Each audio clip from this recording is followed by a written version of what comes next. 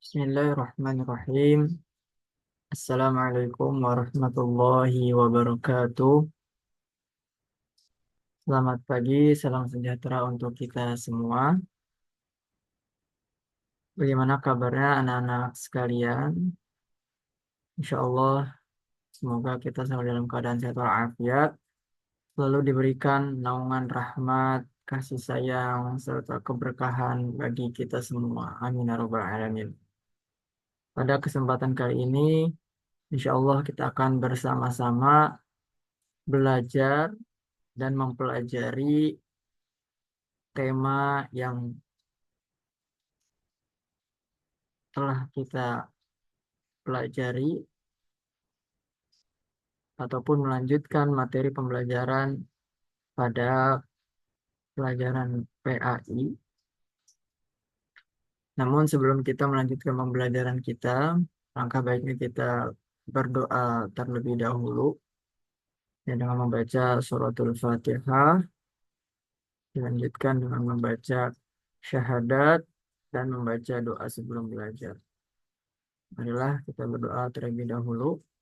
Dan niatkan semoga Allah Subhanahu wa taala memberikan kepada kita kemudahan dalam memahami pelajaran, membuka pikiran kita, membuka hati kita sehingga apa yang kita pelajari ya dapat bermanfaat bagi kehidupan kita saat ini maupun yang akan datang.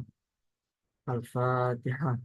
أعوذ بالله من الشيطان الرجيم بسم الله الرحمن الرحيم الحمد لله رب العالمين الرحمن الرحيم مالك يوم الدين إياك نعبد وإياك نستعين اهدنا الصراط المستقيم صراط الذين أنعمت عليهم غير المغضوب عليهم ولا الضالين آمين أشهد أن لا إله إلا الله وأشهد أن محمد رسول الله رضيت بالله ربا وبالإسلام دينا وبمحمد نبيا ورسولا ربي زدني علما وارزقني فهما اللهم فقهنا في الدين وعالمنا التأويل آمين يا رب العالمين.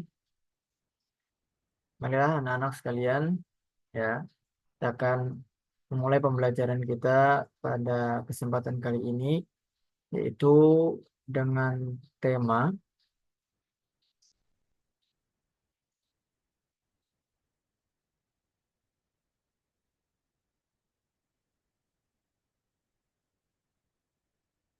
mendalami iman kepada kitab-kitab Allah.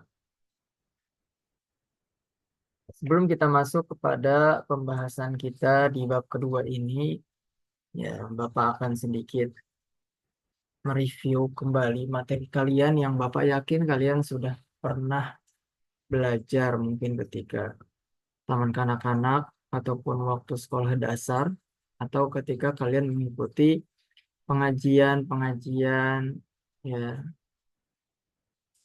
di luar sekolah, yaitu tentang rukun iman. Sebagaimana kita ketahui ya bahwasanya menjadi pokok dasar dalam agama kita adalah yaitu rukun iman.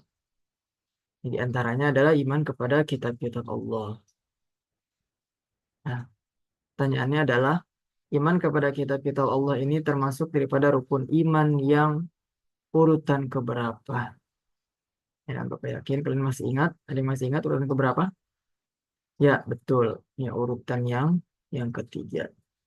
Pertama yaitu adalah iman kepada Allah, yang kedua adalah iman kepada malaikat, yang ketiga adalah iman kepada kitab-kitab Allah, dan yang keempat adalah iman kepada Nabi dan Rasul-Rasul Allah, yang kelima iman kepada hari kiamat atau hari akhir, dan yang keenam adalah iman kepada qada dan qadar.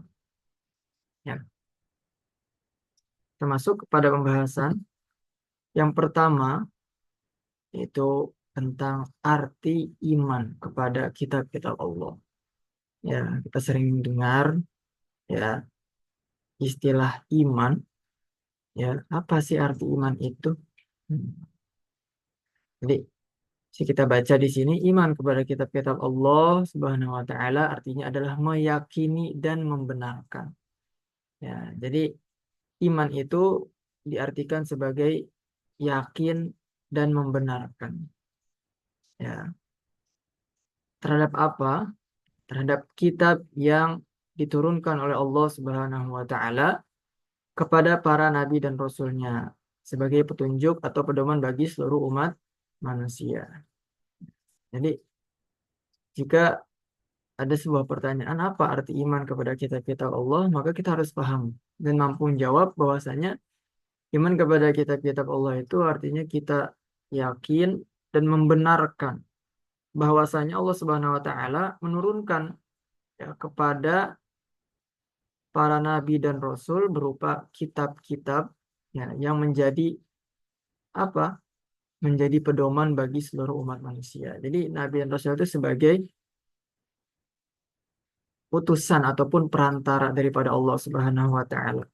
Ya, selanjutnya para rasul tersebut ya menyampaikan kepada umat manusia.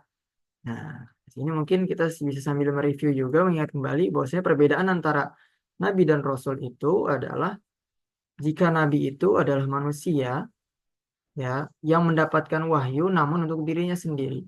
Sedangkan kalau rasul yang memiliki arti utusan itu manusia yang mereka juga mendapatkan wahyu dari Allah ya, namun memiliki kewajiban untuk menyampaikan kepada umat-umatnya. Ya, oke. Selanjutnya, dalam pembahasan ini juga, iman kepada kitab-kitab Allah meliputi beriman kepada seluruh kitab-kitab Allah yang diturunkan sebelum Al-Quran. Kita mungkin juga pernah mengetahui atau kalian pernah belajar, ada loh kitab-kitab yang turun sebelum Al-Quran. Ya, memang kalau saat ini yang wajib kita yakini menjadi pedoman kita dalam beragama Islam adalah Al-Quran. Namun ternyata ada kitab-kitab yang turun sebelum Al-Quran. Yaitu apa? Taurat, Zabur, dan Injil. Dan selain itu terdapat juga disebut dengan suhuf-suhuf atau lembaran-lembaran. Nanti kita akan mempelajari lebih lanjut apa sih perbedaannya. Masuk. Adapun Nabi yang menerima wahyu berupa suhuf adalah sebagai berikut. Itu ada Nabi Adam alaihissalam, ada Nabi Syeds alaihissalam, Nabi Idris alaihissalam, Nabi Ibrahim alaihissalam, dan Nabi Musa alaihissalam. Mereka lah orang-orang yang ataupun nabi-nabi yang menerima suhuf dari Allah Subhanahu wa taala. Lanjut.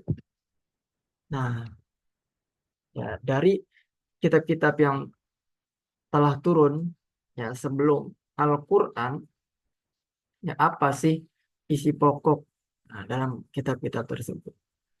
Ya, jadi ada beberapa kesamaan dan perbedaan tentunya. Ya, jadi ada yang mengatakan kenapa ya Allah menurunkan banyak kitab seperti itu dan Al-Quran sebagai penutupnya. Ya, bukan berarti Allah tidak menyempurnakan kitab-kitab sebelumnya. Allah pasti menciptakan atau menurunkan kitab-kitab itu dengan sempurna, namun sesuai dengan keadaan pada saat itu. Ya, nah ada beberapa kesamaan di antaranya yang pertama yaitu akidah, ya atau keyakinan. Jadi dari keempat kitab yang wajib kita imani, Taurat, Zabur, Injil, Al-Quran, itu semuanya membahas tentang akidah, yaitu mengesahkan Allah Subhanahu wa taala. Dan disebut dengan tauhid yang dari asal kata wahid atau menjadikan Allah itu esa atau satu. Ya, jadi satu-satunya Tuhan yang berhak kita sembah adalah Allah Subhanahu wa taala. Selanjutnya adalah syariat atau ketentuan. Ya, ketentuan dalam kehidupan berupa perintah dan larangan bagi umat manusia. Ini mungkin isinya ada yang berbeda antara Taurat, Zabur, Injil, dan Al-Quran. Ya, dalam bentuk syariatnya, dalam bentuk ketentuan. Ya, namun sama-sama di dalam kitab tersebut ada berupa ketentuan-ketentuan, baik perintah ataupun larang. Yang ketiga adalah akhlak, berupa etika, budi pekerti, dan lain sebagainya. Itu cara bersikap dan bertindak kepada Allah Subhanahu wa Ta'ala serta kepada sesama manusia, atau disebut dengan hablum minallah dan hablum minannas. Selanjutnya adalah janji-janji Allah berupa pahala bagi mereka yang melakukan kebaikan atau mentaati segala perintah Allah, dan juga janji tentang ancaman Allah bagi mereka yang melanggar aturan Allah berupa siksa. Ya. Selanjutnya adalah kisah kisah-kisah umat terdahulu dan informasi tentang ilmu yang perlu dikembangkan oleh manusia. Selanjutnya, nah ini masuk nih. Ya, kita agak sedikit detail.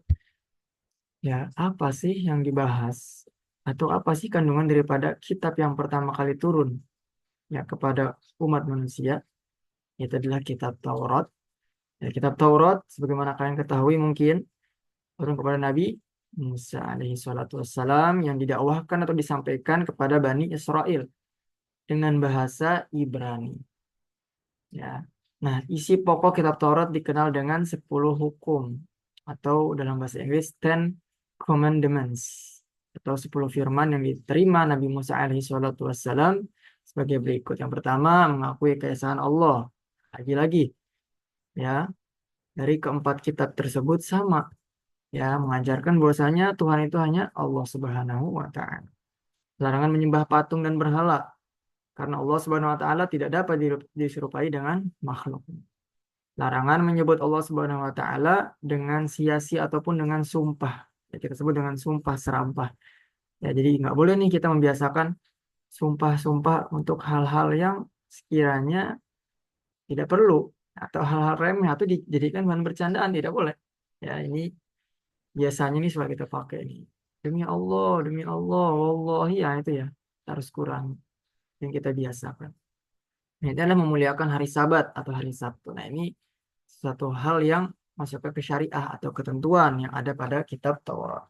Menghormati ayah dan ibu, larangan membunuh sesama manusia, larangan berzina, larangan mencuri, larangan menjadi saksi yang berdusta, larangan memiliki keinginan untuk menguasai hak orang lain. Nah, di antara aturan-aturan tersebut, kita perhatikan ada nih yang masih berlaku sampai saat ini, namun ada pula yang sudah tidak berlaku. Contohnya adalah memuliakan hari Sabtu. Nah, makanya disampaikan tadi di awal, kitab-kitab tersebut semuanya sempurna, namun sesuai dengan keadaan ataupun kondisi umat pada saat itu.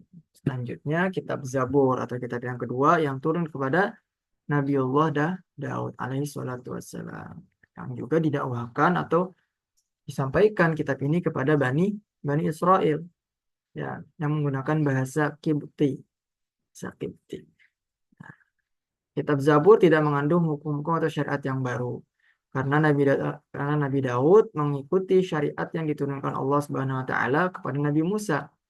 Ya, jadi kitab Zabur ini, ya, tidak menambah atau merubah syariat yang ada pada kitab Taurat. Ya, namun, ya, kitab Zabur ini berisi tentang kumpulan ayat-ayat yang suci. Kitab Zabur terdiri dari 150 surat, berisi nasihat, kata-kata hikmah, dan puji-pujian. Seperti itu. Selanjutnya, kitab Injil yang diturunkan kepada Nabiullah Isa alaihi salatu wassalam. Yang kitab ini didakwahkan oleh Nabi Isa kepada Bani Israel dan atau umat Nasrani, ya, yang menggunakan bahasa Suryani. Nah, kitab Injil ini apa sih yang diajarkan? Nah, mungkin kalian sering dengar ya kitab Injil gitu ya. Mungkin kalian ingatnya dengan umat Kristiani yang di Indonesia. Namun ternyata jika kita lihat dari ajaran aslinya kitab Injil, apa sih yang diajarkan? Yang pertama, perintah untuk kembali mengesahkan Allah Subhanahu wa Ta'ala. Ya, lagi-lagi kitab Injil itu, ya, mengajarkan bahwasanya Tuhan itu hanya Allah, Esa, hanya satu. Ya, lanjut selanjutnya membenarkan keberadaan kitab Taurat. Menghapus hukum dalam kitab Taurat yang tidak sesuai dengan perkembangan zaman. menjelaskan bahwa kelak akan datang kembali Rasul setelah Nabi Isa alaihi salatu wassalam, yaitu Nabi Muhammad Shallallahu alaihi wasallam. Masya Allah. Jadi dalam kitab Injil saja ya sudah tertuliskan dan menjelaskan bahwasanya akan datang nanti Nabi terakhir akan menyempurnakan agama Allah, yaitu Nabi Muhammad Shallallahu alaihi wasallam. Dan yang terakhir itu adalah Al-Quran. Yang mana Al-Quran turun kepada Nabi Muhammad Shallallahu alaihi wasallam yang diawalkan kepada umat Islam ya atau umat Muslim dalam bahasa Arab. Nah, yang kita ketahui terdiri 30 juz, 114 surah, terdiri dari 6.666 ayat, walaupun ada beberapa pendapat yang berbeda, yang turun selama 22 tahun, 2 bulan, 22 hari, atau digenapkan 23 tahun. Ya, ada yang tahu pembagiannya seperti apa? 13 tahun di kota Mekah dan 10 tahun di kota Madinah. Ya, atau biasa kita sebutnya surat Makkiyah dan surat Madaniyah. Adapun isi pokok Al-Quran yaitu akidah tentang keimanan kepada Allah Subhanahu wa Ta'ala, ibadah dan muamalah, hablum minallah dan hablum minannas. Bagaimana hubungan kita kepada Allah Subhanahu wa Ta'ala dan hubungan kepada sama manusia. Dan itu adalah syariat atau hukum. Ini adalah akhlak, budi pekerti, ini adalah tarikh atau sejarah, baik sejarah yang lalu ataupun yang akan datang, seperti menceritakan hari kiamat. Selanjutnya adalah dasar-dasar ilmu pengetahuan. Jadi begitu lengkap sekali Al-Quran itu Allah turunkan kepada kita sebagai umat akhir zaman. Ya maka benar dikatakan Al-Quran itu sebagai kita penyempurna. Ya bahkan keilmuan-keilmuan yang baru kita ketahui saat ini itu sudah ada dalam Al-Quran. Ya itu dahsyatnya luar biasa Al-Quran. Selanjutnya bagaimana cara kita mengimani kita Allah, yaitu dengan meyakini dengan sepenuh hati, yakin bahwa kitab Allah Subhanahu wa taala yang dibawa oleh para itu benar-benar datang dari Allah Subhanahu wa taala. Ya, tidak ada campur tangan dari manusia. Ya, walaupun ya ada beberapa pandangan dalam penyusunan Al-Qur'an, terutama dalam penamaannya, itu ada yang mengatakan ya dibuat oleh kalangan para sahabat. Selanjutnya dalam pembentukan Al-Quran itu menjadi bentuk mushaf atau buku, yaitu baru dilakukan secara resmi oleh sahabat Utsman bin Affan menjadi buku seperti sekarang yang kita baca dengan mudah. Kalau pada saat zaman dahulu ketika Rasulullah SAW mendapatkan wahyu, ya mereka menulisnya di atas kulit hewan, pelepah kurma, di atas kayu, di atas batu, ya, dan bahkan mereka hafalkan, tidak mereka tulis. Namun karena banyaknya dari para penghafal Al-Quran yang syahid dalam peperangan, maka para sahabat berinisiatif, khususnya Utsman bin Affan, untuk mendokumentasikan Al-Quran tersebut. Dan kita membenarkan terhadap membenarkan adanya kitab Allah Subhanahu wa taala berarti tidak ada keraguan sedikit pun dalam hatinya terhadap kitab-kitab Allah yang telah diturunkan kepada para nabi dan rasul. Jadi tidak boleh muncul dalam hati kita keraguan. Ya, bahwasanya kitab-kitab yang sudah kita bahas tadi dari kitab Taurat, Zabur, Injil, dan Al-Quran itu benar-benar turunnya dari Allah Subhanahu wa taala. Lalu bagaimana caranya lagi? Yaitu memahami kandungan kitab-kitab Allah. Kitab Allah sebagai pedoman hidup artinya akan menjadi benar dalam menjalani hidup jika berpedoman pada kitab Allah. Dalam hal ini, saat ini, kitab yang wajib sebagai pedoman kita atau kitab pedomannya adalah Al-Quran. Maka cara kita beriman kepada kitab-kitab Allah adalah dengan kita mencoba memahami kandungan-kandungan Al-Quran. Mewujudkan dalam bentuk sikap dan tindakan dalam kehidupan sehari-hari. Ya, jika mengamalkan Al-Quran dengan sepenuh hati, berarti sudah termasuk mengamalkan isi kandungan kitab-kitab sebelumnya. Nah, karena semua sudah disempurnakan dalam Al-Quran, Masya Allah. Jadi, tanpa perlu kita mendalami atau ingin mencari tahu apa sih isi Taurat, masih ada nggak ya? Kitab Taurat itu masih ada nggak ya? Zabur itu masih ada nggak ya? Injil itu cukup dengan kita mempelajari ya dan melaksanakan semampu kita apa yang diajarkan Al-Quran secara tidak langsung, itu kita sudah mengamalkan pula isi kandungan kitab-kitab terdahulu, Masya Allah. Karena Al-Quran itu dikatakan tadi sebagai kitab penyempurna. Ya, lanjut. Nah, kita sebagai generasi saat ini nih, ya, apa yang harus kita lakukan? Ya, di antara bentuk kita mempercayai, meyakini kitab-kitab Allah adalah mencintai Al-Quran. Ya, tidak ada alasan selaku generasi Muslim untuk tidak mencintai Al-Quran, karena di dalamnya penuh inspirasi yang menuntun ke arah kebaikan. Ya, cara menampilkan sikap mencintai Al-Quran sebagai kitab Allah adalah dengan membaca Al-Quran secara rutin, memahaminya, dan mengamalkan isinya dalam kehidupan sehari-hari. Maka bersyukur kita di sekolah saat ini ada pembiasaan keagamaan untuk bertadarus. Ya, ataupun ketika pembelajaran agama ada disisipkan juga kita membaca atau menulis Al-Quran. Maka dari itu, sebagai generasi yang cinta Al-Quran, marilah kita semangat.